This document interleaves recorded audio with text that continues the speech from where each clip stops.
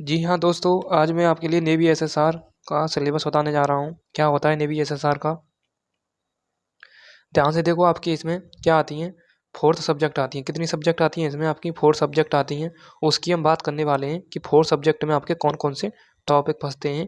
Four subject कौन कौन सी हैं उसकी हम बात करेंगे डिटेल पूर्वक। आप वीडियो को लास्ट तक देखना और बने रहना 5 से 10 मिनट तक, ठीक है। देखो, सबसे पहले आपकी फोर सब्जेक्ट कौन कौन सी होती हैं।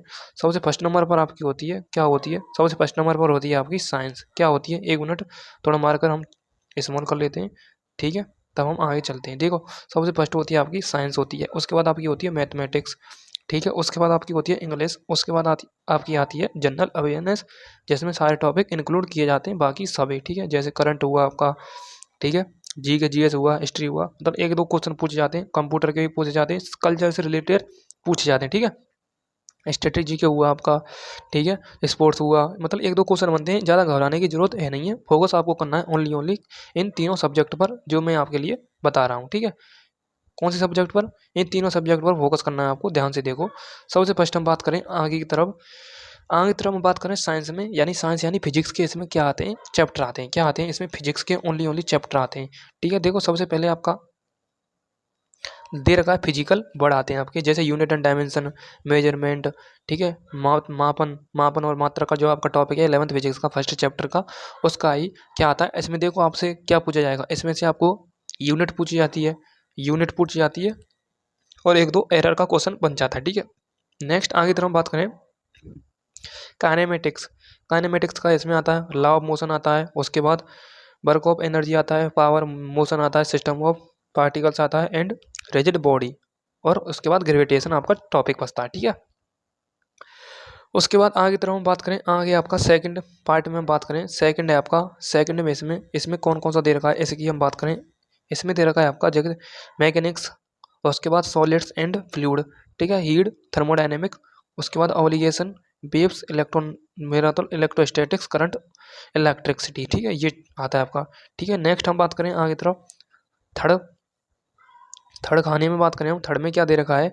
देखो, इसमें दे रखा है आपका, एक मिनट एक मिनट, हाँ, इसमें आपका दे रखा है मैग्नेटिक इफेक्ट यानी चुंबकीय प्रभाव, उसके बाद current, magnetic effect of current and magnetism, electromagnetic, उसके बाद इंडक्शन एंड अल्टरनेटिव करंट, उसके बाद इलेक्ट्रोमैग्नेटिक वेव्स, ठीक है।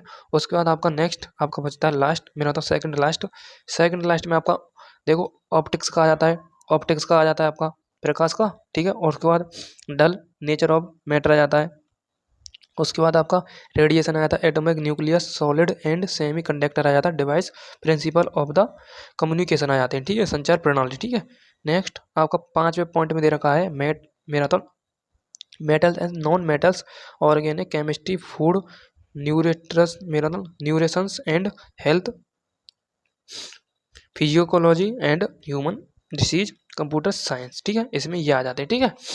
नेक्स्ट आगे तरफ हम बात करें मैथमेटिक्स की, हम बात करें मैथमेटिक्स में सबसे पहले हम फर्स्ट की बात करते हैं, रिलेशन एंड फंक्शन आते हैं आपके, ठीक है, संबंध, संबंध यानी 11th फिजिक्स का फर्स्ट चैप्टर, मेरा तो सेकंड चैप्टर।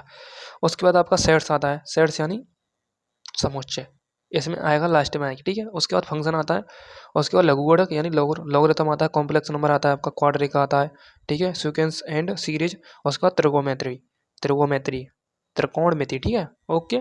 नेक्स्ट आगे की तरफ बात करें सिस्टम ऑफ रेक्टेंगुलर, ठीक है, कार्टेशियन, ठीक है, उसके बाद स्ट्रेट लाइंस, उसके बाद कोऑर्डिनेट, उसके बाद सर्किल, उसके बाद कॉनिक सेक्शन, कॉनिक सेक्शन आता है, उसके बाद परमुटेशन और कॉम्बिनेशन आ जाता है, वेक्टर आ जाता है, एक्सपेंशनल आ जाता है, लॉगरिथम आ जाता है आपका, सीरीज एंड सेट्स आ जाता है, ठीक है, सेट्स आपका आ गया, ठीक है। उसका next introduction of the three dimensional geometry आ जाता है, प्रोबेबिलिटी आ जाता है, लिमिट आ जाता है, continuity, differentiation, application of derivative भी आ जाते हैं, ठीक है। नेक्स्ट उसके बाद इंडेफिनेट इंटरवल्स, बाइनोमियल थ्योरम आ जाती है, उसके बाद मैट्रिक्स आ जाती है, डिटर्मिनेंट्स आ जाते हैं आपके, और डेफिनेट इंटीग्रल्स आ जाता है आपका, ठीक है, मेरा हुआ इंटीग्रल्स, ठीक है।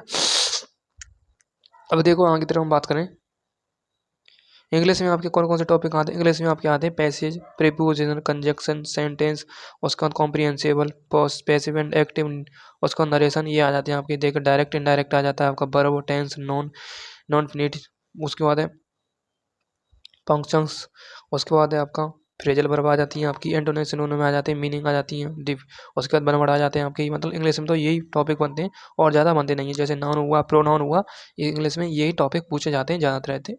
ठीक है, नेक्स्ट आगे तरफ हम बात करें जनरल अवेयरनेस की, हम बात करें किसकी बात करें, जनरल अवेयरनेस की हम बात करें तो जनरल अवेयरनेस में कल्चर है ना, रिलीजियस मतलब रिलीजन्स, उसके बाद जियोग्राफी आ जाती है आपकी, सॉलिड एंड मेरा तो सॉइल एंड रिवर्स आ जाती है, माउंटेन आ जाते हैं आपके, पोर्ट्स आ जाते हैं यानी बंदरगाह आ जाते हैं, आज आइलैंड आ जाते, इनलैंड आ जाते हैं आपके, और उसके बाद हार्बर्स आ जाते हैं, फ्रीडम एंड मूवमेंट आ जाते हैं। ठीक है, स्पोर्ट्स स्पोर्ट्स के आपके आ जाते हैं ये टॉपिक। ठीक है, उसके बाद इंपॉर्टेंट नेशनल फैक्ट आ जाते हैं आपके, जैसे आर्ट्स, हिस्ट्री, एनिमल्स, मोमेंट, मतलब ये आ जाते हैं, डांस, नृत्य आ जाते हैं, ये छोटे मोटे टॉपिक बन जाते हैं। ठीक है, उसके बाद कॉमन नेम्स आ जाते हैं आपके।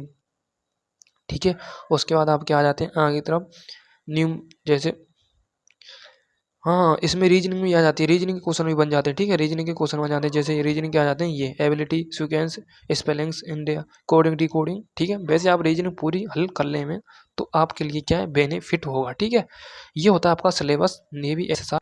ऊपर सीधे सीधे लिखा हुआ है सीनियर सेकेंडरी, ठीक है, रिक्वायर्ड्स। ठीक है, यानी एसएसआर, क्या, एसएसआर।